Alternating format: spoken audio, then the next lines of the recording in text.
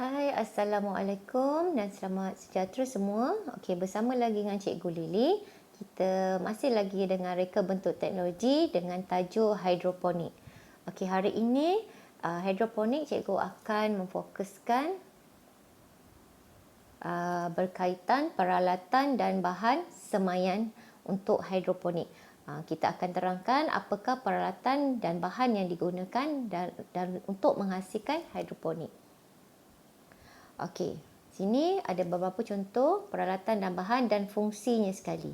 Okey, yang pertama kita tengok peralatan takung. Okey, takung ni kalau dalam bahasa lain macam bekas. Okey, bekas yang boleh diisikan air ke dalamnya. So awak boleh ambilkan apa-apa sahaja bekas untuk diisikan bahan pokok tu nantilah. Okey, so fungsi dia lah menakung larutan nutrien. Okey, larutan nutrien ni adalah macam baja yang untuk diletakkan ke dalam air tersebut. Okey, yang kedua ialah raga tanaman. Okey, raga tanaman ni tak semestinya kecil boleh, besar boleh, apa-apalah raga. Raga ni macam pasu lah. Okey, pasu tapi sebelum nak tukarkan dia ke tempat yang lain, kita gunakan raga yang kecil-kecil lah untuk kita menyemai dulu biji benih dia. Okey, ini contoh raga yang kecil. Boleh juga guna raga yang besar. So ada macam-macam jenis raga di pasaran. Okey, awak boleh pilih. So raga ni adalah fungsi dia untuk menempatkan medium pengakaran bersama dengan biji benih. Okey, kita akan letakkan biji benih tu sebelum kita nak keluarkan akar dia dulu. Kita akan letakkan raga yang kecil-kecil lah. Okey, yang ketiga ialah reja benang. Okey, reja benang medium dia untuk pengakaran. Reja benang ni kalau kamu nak tahu dia ialah macam benang kait.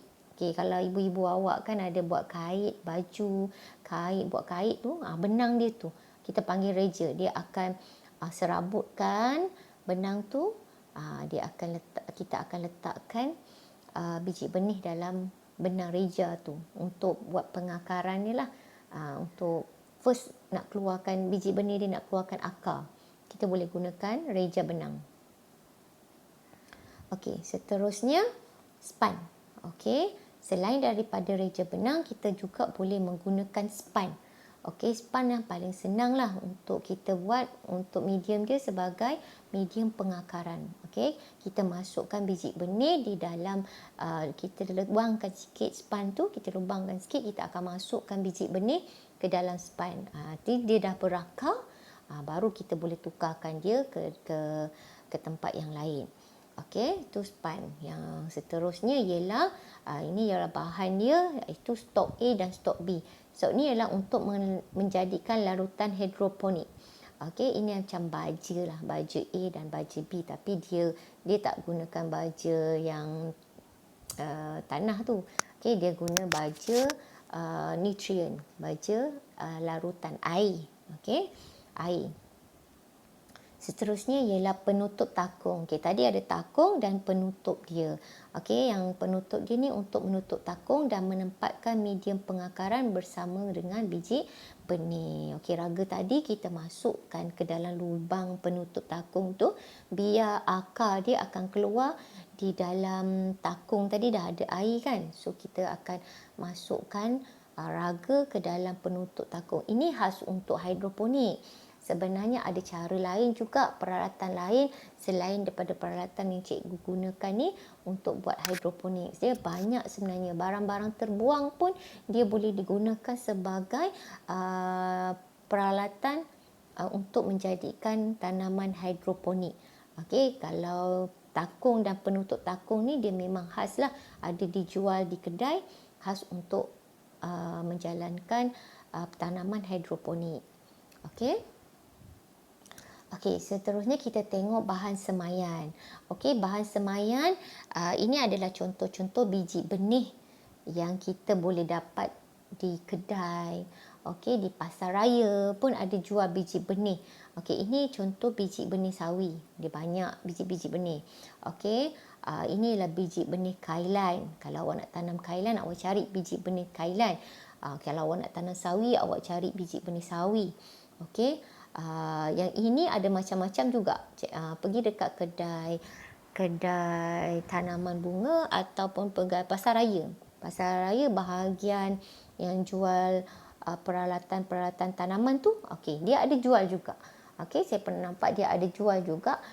Dia dalam paket kecil-kecil macam gini, ada macam-macam jenis sayuran yang awak boleh dapat. Ni contoh-contoh di pasaran. Okey. Apa saja tanaman sayuran yang awak nak tanam, cari dulu biji benih dia. Barulah kita akan nanti saya akan ajar macam mana biji benih tu nak diletakkan di dalam raga dan alatan tadilah kan. Kita gunakan span, raga, kita gunakan takung untuk meletakkan biji benih kita nanti. Okey. So itu penerangan tentang peralatan dan bahan yang digunakan untuk hidroponik. So latihan kamu pada hari ini, okey. Pertama saya nak kamu salin, atau kalau ada printer di rumah, awak boleh print gambar yang cikgu dah bagi dalam slide ni, boleh je. Okey, serta fungsi-fungsi dia sekali lah. Okey, seperti slide 3, 4 dan 5 tadi cikgu ada bagi peralatan dan fungsi dia sekali. Okey, siapa yang tak ada printer, awak boleh salin. Okey, salin gambar tu kena lukis lah.